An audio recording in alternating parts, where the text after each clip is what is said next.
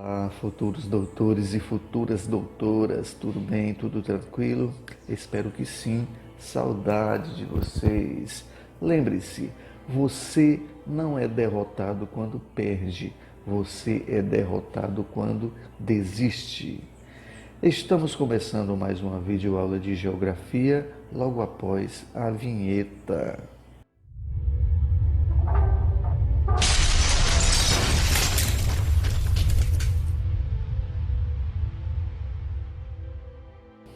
Ok, galera, nosso assunto de hoje, migrações estrangeiras do século XIX ao XXI.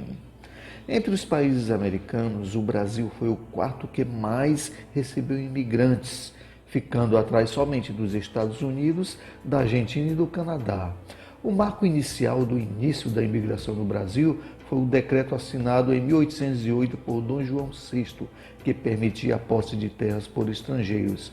A partir daí, grandes contingentes de portugueses, italianos, alemães, espanhóis, eslavos e japoneses elegeram o Brasil como nova pátria.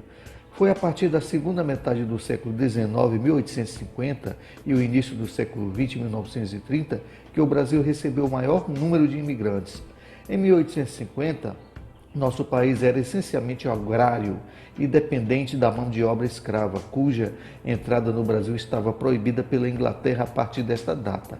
Após a abolição da escravatura, decretada em 13 de maio de 1888, a cultura cafeeira já tinha feito a riqueza do Vale do Paraíba. E fazendeiros que iniciavam a expansão dessa cultura em outras regiões do estado de São Paulo estimularam a vinda de imigrantes, principalmente colonos italianos, para substituir a mão de obra escrava.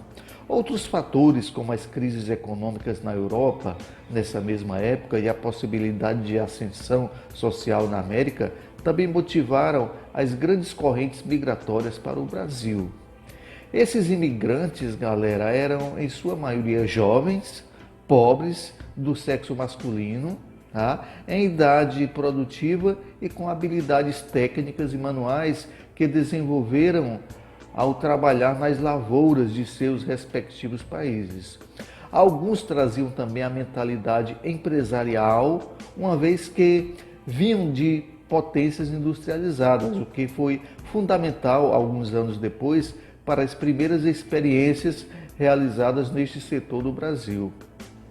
Relacioná-los com importantes acontecimentos históricos do Brasil e do mundo pode explicar o maior ou menor número de imigrantes em determinadas épocas. A partir da década de 1930, a vinda de imigrantes para o Brasil começou a diminuir consideravelmente. Em razão do quê? De um conjunto de fatores que nós vamos ver agora. Primeiro, o não cumprimento das promessas feitas pelos agenciadores desses imigrantes que não encontravam aqui o que lhes era prometido, como terra própria para cultivar. Segundo, a queda na Bolsa de Valores de Nova York em 1929, que causou instabilidade econômica mundial, e a queda no preço do café, que era a principal fonte de divisas para o Brasil. Terceiro, a instabilidade política motivada pela Revolução de 1930, quando Getúlio Vargas tomou o poder. Quarto, a Lei de Cotas da Imigração, instituída em 1934 no governo Vargas, ficou estabelecido pela Constituição de 34 e reiterado na Constituição de 1937 um limite de 2% no total de novos imigrantes que poderiam vir para o Brasil a cada ano, segundo a nacionalidade. Esses 2% eram calculados sobre o total de imigrantes que haviam entrado nos últimos 50 anos. Os portugueses eram a única exceção dessa lei.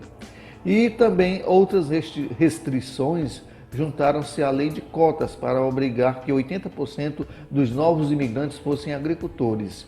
Depois desse período, houve um aumento na entrada de imigrantes nas décadas de 1950 a 1970, em razão do processo de industrialização e do crescimento econômico dessas décadas.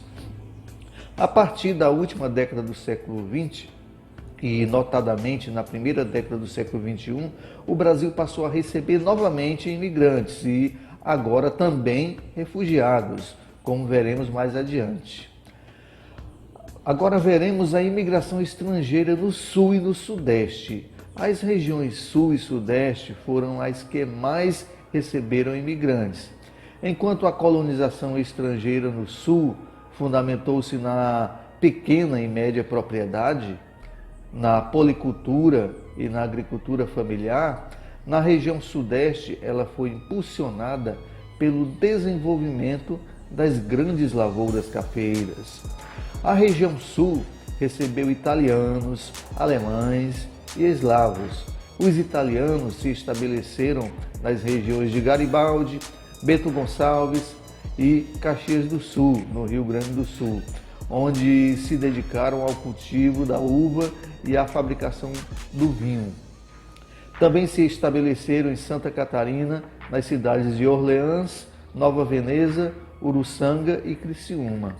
O Paraná recebeu principalmente povos eslavos, que são russos, ucranianos e poloneses, que se fixaram em Rio Negro, Ivaí e nos arredores de Curitiba.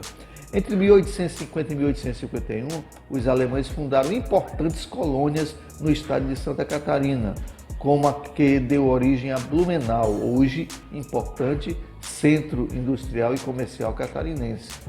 A região sudeste recebeu principalmente italianos e japoneses, que se dirigiram para os cafezais. Os italianos, nos primeiros anos, dedicaram-se às lavouras cafeeiras do estado de São Paulo, que recebeu o maior número deles. Cidades como Tietê, Orlândia, Ribeirão Preto e Araraquara têm ainda descendentes de imigrantes italianos. No Espírito Santo, fixaram-se na região da cidade de Colatina. Os japoneses vieram para o Brasil a partir de 1908. Quase todos se dirigiram para as lavouras de café no interior paulista e do norte do Paraná. Outros se fixaram nos estados do Mato Grosso e Pará. Em São Paulo, dedicaram-se a variadas atividades agrícolas em diferentes regiões.